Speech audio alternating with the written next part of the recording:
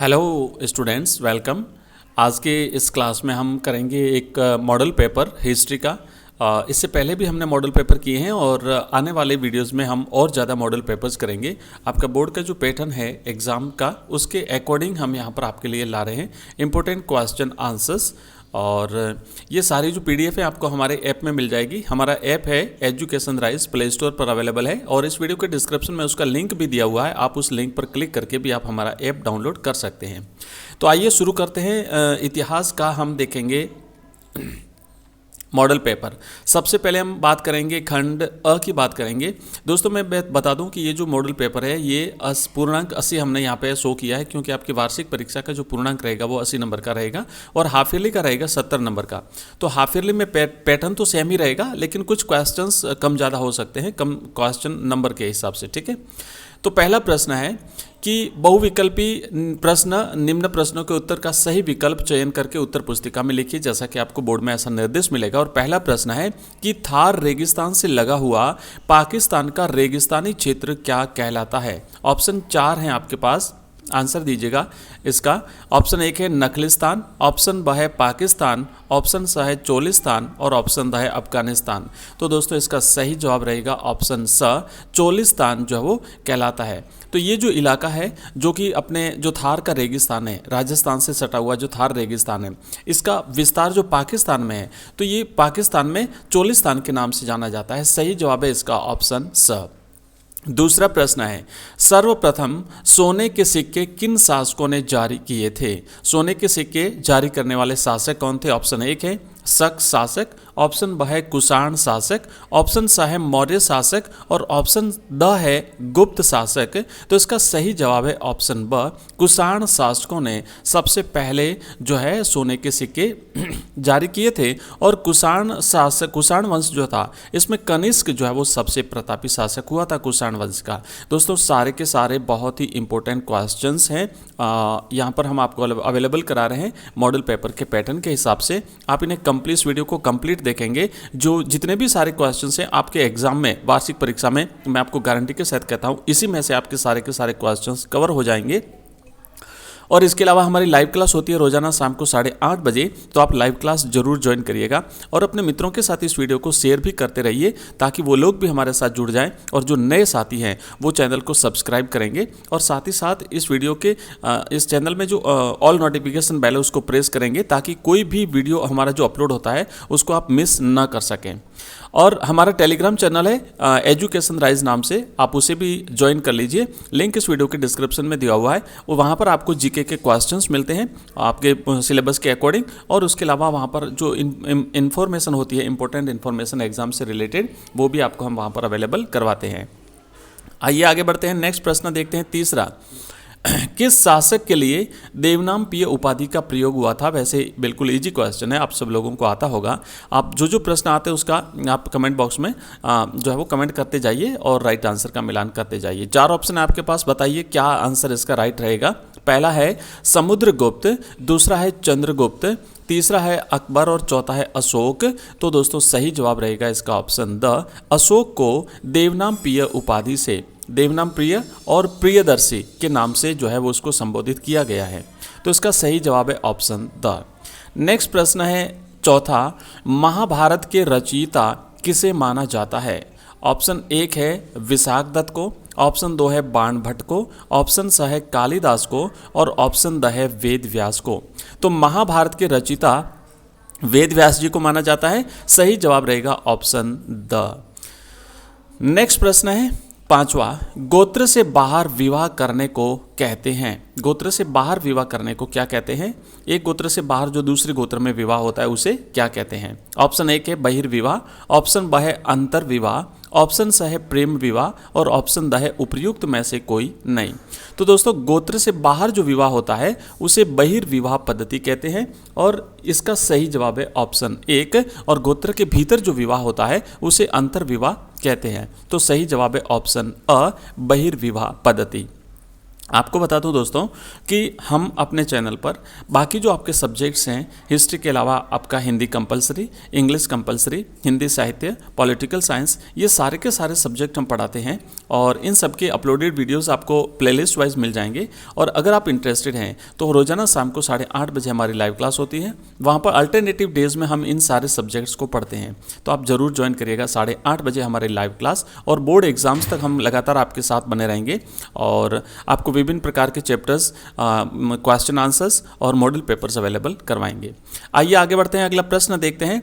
Ibn Battuta ने अपना यात्रा वृत्तांत किस भाषा में लिखा? ऑप्शन ए है अरबी, ऑप्शन ब है फारसी, ऑप्शन स है हिब्रू और ऑप्शन द है उर्दू। तो आप सबको पता होगा कि इब्न बतूता ने अपना जो यात्रा वृत्तांत था जिसका नाम है रिहला, याद रखिएगा, यात्रा वृत्तांत का नाम भी याद रखिए, क्योंकि कई बार प्रश्न में पूछा जाता है कि इब्न बतूता के यात्रा वृत्तांत का नाम क्या है। तो उसका नाम था रिहला, और ये रिहला उसने अरबी भाषा में लिखा है। सही जवाब रहेगा इसका ऑप्शन अ, अरबी भाषा। करेक्ट आंसर है ऑप्शन 1 रिहला, इब्न बतूता। और इब्न बतूता अफ्रीकी देश मोरक्को का रहने वाला था। नेक्स्ट प्रश्न है 7वां। शेख निजामुद्दीन औलिया की दरगाह कहाँ स्थित है? ऑप्शन 1 है फतेहपुर सीकरी, ऑप्शन ब है दिल्ली, ऑप्शन स है आगरा और ऑप्शन द है अजमेर। तो दोस्तों आपको याद होगा कि शेख निजामुद्दीन औलिया साहब की दरगाह जो है ये दिल्ली में स्थित है। सही जवाब है ऑप्शन ब।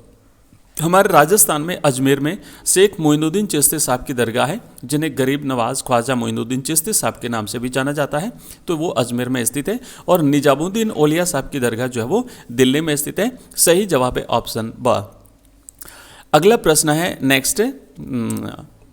नेक्स्ट है प्रश्न नंबर 8। तालीकोटा की लड़ाई कब हुई थी? तालीकोटा या इसका दूसरा नाम है राक्षस तांगड़ी का युद्ध कब हुआ था? तो इसका ऑप्शन आपको बताना है। पहला है 1455 ईस्वी, ऑप्शन ब है 1465 ईस्वी, ऑप्शन स है 1365 ईस्वी और ऑप्शन द है 1565 ईस्वी। तो राइट आंसर है दोस्तों 1565 ईस्वी में राक्षस तांगड़ी या तालीकोटा का युद्ध हुआ था और इसमें विजयनगर साम्राज्य की हार हुई थी। विजयनगर के पड़ोसी 3 राज्यों ने सम्मिलित रूप से विजयनगर पर 1565 ईस्वी में हमला कर दिया था और इसमें विजयनगर की हार हो जाती है। उसके बाद विजयनगर का पतन जो है वो हो जाता है। तो राइट आंसर रहेगा इसका ऑप्शन द। नेक्स्ट प्रश्न है अगला 9वां।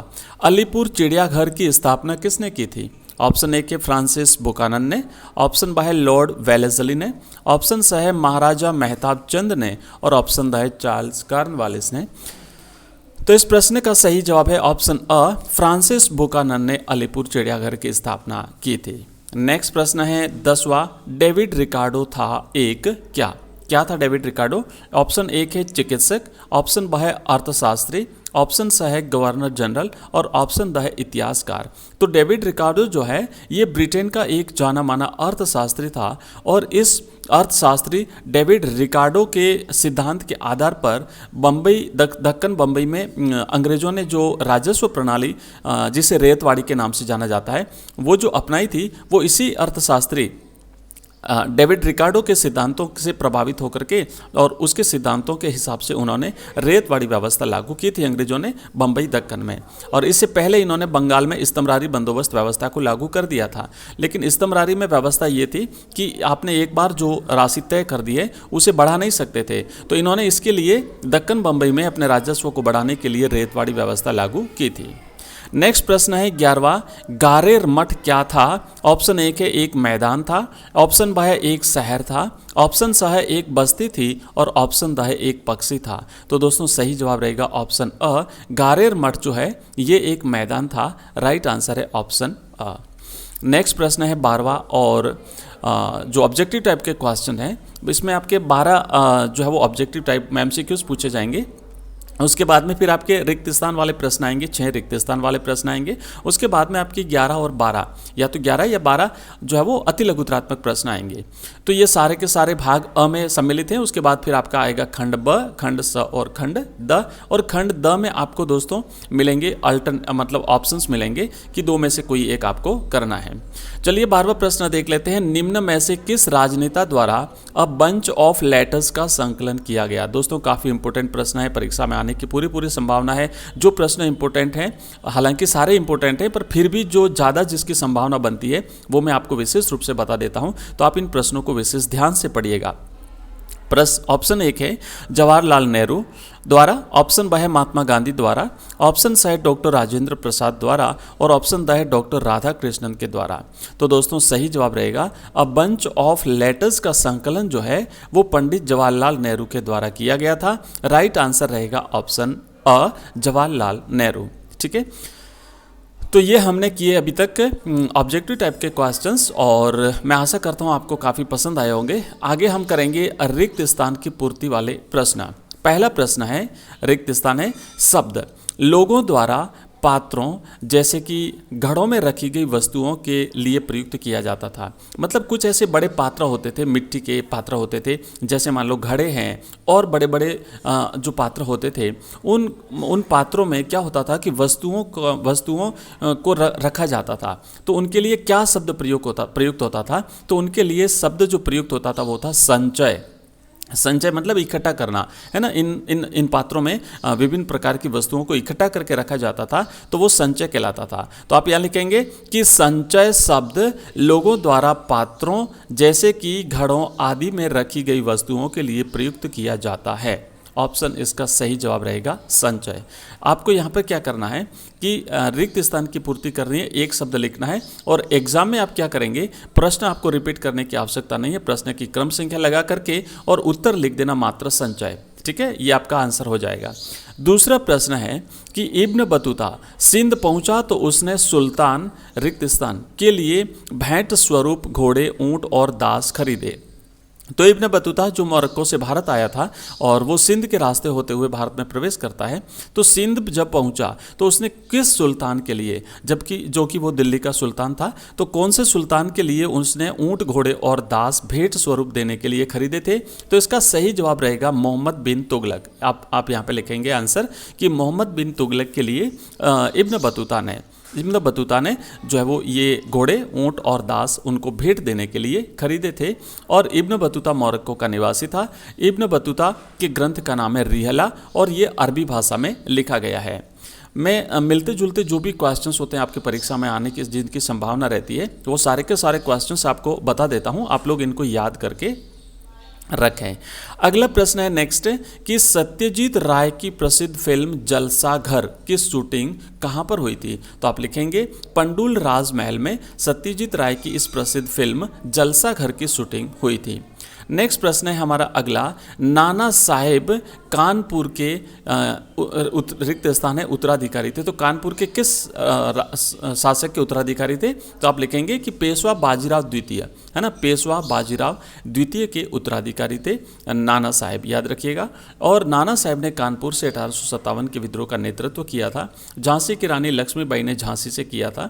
तो इस तरीके से जैसे कुंवर सिंह ने आरा बिहार से किया था, तो अलग अलग ठिकानों से जो विद्रोह का नेतृत्व करने वाले लोग थे, तो ये विशेष इंपॉर्टेंट है, इसलिए याद रखिएगा। और ये पेशवा बाजीराव द्वितीय के उत्तराधिकारी थे नाना साहेब।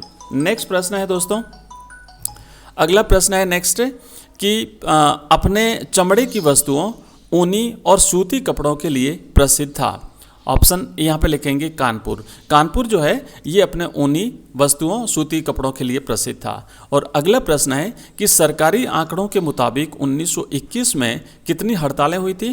तो आप लिखेंगे 396 हड़तालें जो है वो सरकारी आंकड़ों के हिसाब से हुई थी। और अब हम करेंगे यहाँ पे नेक्स्ट जो अति लघुत्रात्मक प्रश्न है। अति लघुत्रात्मक प्रश्नों का उत्तर आपको एक शब्द अथवा एक पंक्ति में देना है। पहला प्रश्न है कि दक्षिण भारत के दो शहरों मदुरई और कांचीपुरम की मुख्य विशेषताएं क्या थी? तो आप लिखेंगे कि ये दोनों नगर जो हैं वो हमलावरों से सुरक्षित थे। और दूसरा इसकी विशेषता लिखनी है कि इसके जो मुख्य केंद्र थे वो मंदिर थे और महत्वपूर्ण व्यापारिक केंद्र जो होते थे, मतलब मंदिर ही इनके मुख्य केंद्र होते थे और मंदिर ही इनके व्यापारिक केंद्र हुआ करते थे। तो ये मदुरई और कांचीपुरम की विशेषता हैं। अगला प्रश्न है विद्रोहियों ने दिल्ली पर अधिकार कब किया। तो 1857 के दौरान जब मेरठ में विद्रोह हुआ, तो मेरठ में जो 10 मई को विद्रोह हुआ था, 9 मई को, तो विद्रोह करने के बाद जो विद्रोही थे वो सीधे दिल्ली पहुंचते हैं और 11 मई 1857 को दिल्ली जाते हैं, बहादुर शाह जफर से मिलते हैं। बहादुर शाह जफर को विद्रोह का नेतृत्व स्वीकार करने को कहते हैं और वहाँ पर दिल्ली पर इनका अधिकार हो जाता है। नेक्स्ट प्रश्न है 1857 के विद्रोह का सूत्रपात कब और कहाँ से हुआ था। तो दोस्तों आपको पता होगा कि ये मेरठ से जो है वो 1857 का विद्रोह 10 मई 1857 को मेरठ से इस विद्रोह की शुरुआत हुई थी। 10 मई 1857 को मेरठ से जो है वो इस आंदोलन की का आगाज हुआ था। अगला प्रश्न है 1857 के विद्रोह का नेतृत्व करने वाले 4 नेताओं के नाम लिखिए। तो आप लिख सकते हैं बहादुर शाह जफर, इन्होंने दिल्ली से विद्रोह का नेतृत्व किया था। नाना साहेब, इन्होंने कानपुर से विद्रोह का नेतृत्व किया था, पेशवा बाजीराव द्वितीय के उत्तराधिकारी थे। रानी लक्ष्मीबाई ने झांसी से विद्रोह का नेतृत्व किया था और कुंवर सिंह ने बिहार में आरा के रहने वाले थे और इन्होंने बिहार में या फिर आरा से जो है वो विद्रोह का नेतृत्व किया था। नेक्स्ट प्रश्न है 19वां कि उत्तर प्रदेश के बड़ौद परगने में अंग्रेजों के विरुद्ध लोगों को विद्रोह करने के लिए किसने संगठित किया और वह किस कुटुंब से संबंधित था। तो ये जो उत्तर प्रदेश का बड़ौद परगना था, यहाँ पर शाहमल ने अंग्रेजों के विरुद्ध लोगों को विद्रोह करने के लिए प्रेरित किया, संगठित किया और जाट कुटुंब से संबंधित था। नेक्स्ट प्रश्न है 1857 के विद्रोह से पूर्व भारतीय सैनिकों को कौन सी राइफलें दी गई थी। तो इन्हें एनफील्ड राइफल्स दी गई थी। याद रखिएगा, ये प्रश्न पूछा जा सकता है। एनफील्ड राइफल्स दी गई थी और इनमें कारतूस भरने से पहले इन्हें मुंह से खोलना होता था और ऐसी बात हुई थी कि इसमें गाय और सूअर की चर्बी लगी हुई है। तो इसमें क्या हुआ कि हिंदू और मुस्लिम दोनों ही धर्मावलंबी जो सैनिक थे, उन्होंने अपने धर्म को भ्रष्ट करना इसे माना था और इस तरीके से फिर विद्रोह के लिए एक प्रकार से ये तात्कालिक कारण भी माना जाता है। नेक्स्ट प्रश्न है कि भारतीय सैनिकों ने किस अफवाह से प्रेरित होकर के एनफील्ड राइफलों के कारतूसों का प्रयोग करने से इनकार कर दिया था।